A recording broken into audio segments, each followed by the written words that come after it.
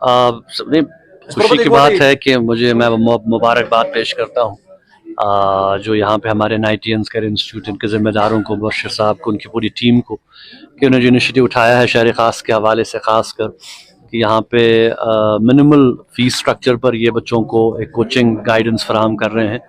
तो ये इम्पोर्टेंट है, इसमें दो राय नहीं है कि आज के इस कंपटीशन के दौर में आपको इंस्टीट्यूशंस की ज़रूरत पड़ती है, आपको जो है वो बेटर टीचर्स की ज़रूरत पड़ती है। मुझे खुशी है कि जो इस तरह से समझा रहे थे यहाँ पे कि इनकी ये कोशिश है कि स्कूल्स के साथ बेटर तरीके से कोऑर्डिनेट किया जाए और ऐसे बच्चों को आगे रखा जाए जो कि डिज़र्व करते हों, उनकी मदद मावनत। और उसके साथ साथ मुझे ये भी बता रहे थे कि जो बच्चे फाइनेंशियली इस पोजीशन में नहीं हैं कि वो सपोर्ट कर सकें इस किस्म के इनिशिएटिव्स को, उनको भी ये कोशिश कर रहे हैं कि उनको भी जो है अकोमोडेट किया जाए ताकि वो बच्चे पीछे ना रहें अगर वो माली प्रॉब्लम्स की वजह से इन इंस्टीट्यूशंस में एडमिशन नहीं ले पा रहे हैं। तो खुशी की बात है। मैं समझता हूँ कि मैंने अपनी स्पीच में भी ये बात कही कि जहाँ पे हमारा करियर फोकस होना चाहिए और एजुकेशन पे फोकस होना चाहिए, वहाँ पे हमारा फोकस समाज और सोसाइटी में बेहतरी के लिए भी होना चाहिए। हमें इन बच्चों को सिर्फ करियर ओरिएंटेड नहीं बनाना है, हमें इनको पूरा एक ओवरऑल ग्रूमिंग करनी है ताकि हमारी सोसाइटी में ये बेहतर फिट हो सकें। इनको ये जिम्मेदारी का एहसास हो कि समाज में सोसाइटी में तब तक तब्दीली नहीं आएगी जब तक कि खुद वो तब्दील नहीं होंगे, खुद वो इनिशिएटिव्स नहीं उठाएंगे।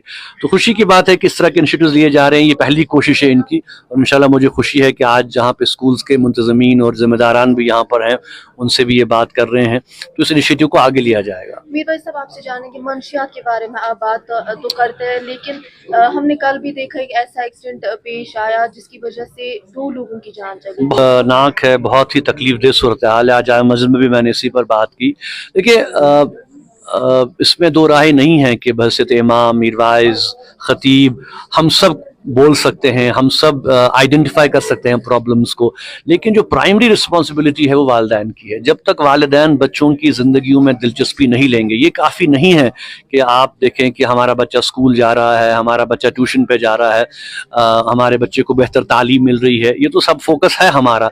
लेकिन हमारा बहुत कम बात इस बात पे फोकस है कि हमारे बच्चे को माहौल क्या मिल रहा है, उनको उसका उठना बैठना किन के साथ है, उसका फ्रेंड सर्कल किसके साथ है, उसका इंटरेक्शन किन के साथ है। तो ये एक बहुत बड़ा चैलेंज है।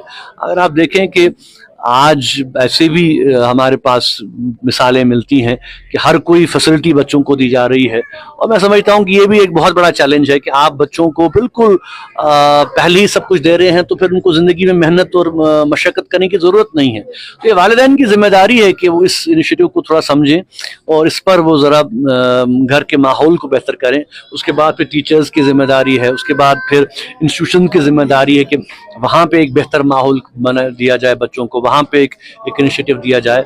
तो मैं उम्मीद करता हूँ कि इंशाल्लाह इसके इनिशिएटिव्स को जो है वो आगे बढ़ाया जाएगा। चलें।